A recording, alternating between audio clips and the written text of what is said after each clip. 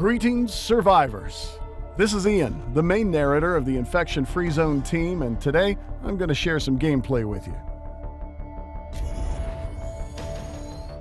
Infection-Free Zone is our upcoming post-apocalyptic city builder game, played on real-world maps. That means you can select almost any real region to play on, including your closest neighborhood, to utilize your knowledge of the region.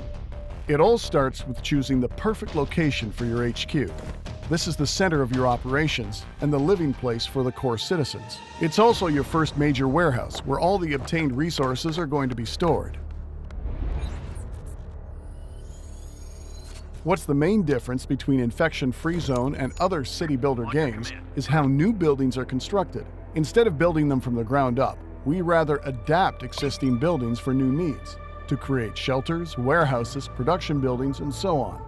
Still, even if you don't have to build your zone from nothing, you need certain resources to conduct the adaptation. Remember, 10 years have passed since the infection started, and many structures are ruined. Your citizens have to replace certain broken parts, but also need to reinforce the whole thing so it will allow some protection against the infected. Your citizens divide into two categories: civilians and squad members. Civilians are meant to be your usual worker units that help with gathering resources, adapting buildings, and building new ones from scratch. In later stages of the game, civilians are also taking more important roles upon themselves, like conducting research, which opens a whole new world of possibilities for you. Squads are there to fight for you and to explore the unknown. You'll want to equip your squad members with whatever weapons and firearms you have available, and look after their safety. Especially at the beginning, their value cannot be overestimated. In the early game, your squad members are going to scavenge all the nearby buildings next to your zone and clear any potential threats. Until you find a reliable way to manage the whole food production chain, all you have left is to search every corner of those nearby abandoned buildings and pray that the next can of food you find won't be spoiled. Every building on the map has its data taken from the OpenStreetMap database, including its original purpose. Therefore, if you know where the groceries are, you have a higher possibility to find food there. And if you know where a gun shop or police station was, it'll be a good place to look for weapons, and you're going to need them a lot. We're on the move. Always watch the clock, because when night comes, the time of the infected starts. The infected act more like vampires than humans. The sunlight hurts them, so they hide in the shadows during the day. But when night comes, they roam through the map, engaging any living creatures on their way. The infected are restless, fearless, and very dangerous. They're faster than most humans and will take a few bullets before they fall. Buildings and vehicles might be a fine protection, but not for long. Build up walls and towers for additional defenses, or run down the infected with vehicles. Mind your ammo and fuel, as you can easily run out of those if you don't maintain your supplies during the daily scavenging and production. Later on, we'll also encounter different types of infected: wolves, birds, large animals, and horde leaders, all bringing you different types and levels of threat.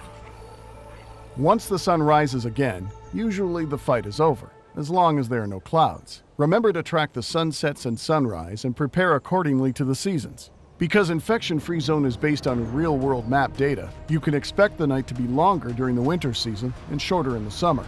Day lengths, seasons, and weather are accurate to the city of your choice. To complete your constructions, you need tools: wood, metal, concrete, and that's only the beginning.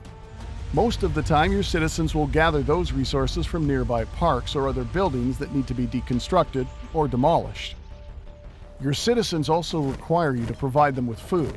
At first, it's going to be the canned food that we will find, but later on, we want to build farms, gather grain, and turn that into food. Apart from scavenging and settlement construction, you also operate a radio. This is how your squads will contact you, and how you also receive calls from outsiders. It all starts once you build a larger antenna that can both send the invitations and receive distant transmissions. For example, you'll receive a call for help request from some distant location. There are survivors who want to join your zone and ask for the specific location of your settlement. Are you ready to trust them? And is that even a good idea? In the best case scenario, you'll obtain new citizens, and your community will grow. At worst, you can expect an ambush. Desperate times create desperate people, and desperate people are ready to kill to survive. Well, that's what we wanted to show you in this quick gameplay overview video. There's a lot of new things coming to the game. We have interesting storylines in the works, the law system, the research system, and the expedition mode, which is going to allow you to discover the areas outside of your closest neighborhood and travel to distant, real-life locations. We hope you enjoyed seeing a sampling of all the current game mechanics.